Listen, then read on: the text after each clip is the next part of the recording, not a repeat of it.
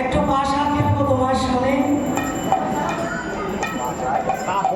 কি কি ভাষা ভাষা ভাষা ভাষা এটা ভাষা কি গায়ে মাখে না মাথায় নেয় না খায় তা তো জানি না ভাষা কি করে এখন আমি পুরুষ মানুষ যদি বলে আমি ভাষা কি চিনি না আমার মা যখন থাকে ভাষা খেলে ভাষা হ্যাঁ ভাষা ভাষা তুমি মনে হচ্ছে তুমি কোনোদিন নাম শোনোইনি। হ্যাঁ কে বলে শুনেছি তো ছোটবেলায় অনেক খেলেছি অনেক তার সু- আমি চ্যাম্পিয়ন হয়েছি কয়েকবার ভাষা খেলে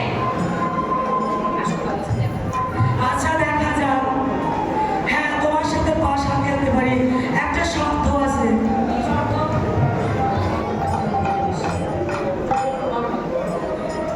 তোমার সাথে একটা শব্দ আছে, তোমাকে কিছু মন রাখতে হবে।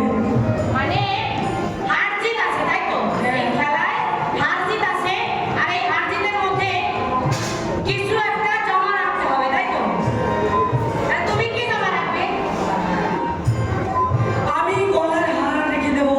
গলার হার হ্যাঁ আর তোমার বাঁশি,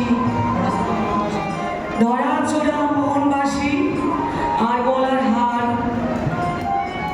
এটা কেমন হলো উনি মেয়ে মানুষ আমি পুরুষ মানুষ উনি জমা রাখবেন গলার হার আচ্ছা হার দিয়ে আমি যদি জিতে যাই আমি যদি জিতে যাই ওই হার আমাকে দিয়ে দেবে তাই তো হ্যাঁ আর আমি যদি হেরে যাই আমার ধরা ছোড়া মহম্মদবাসী তুমি নিয়ে আমার কাছে থাকবে।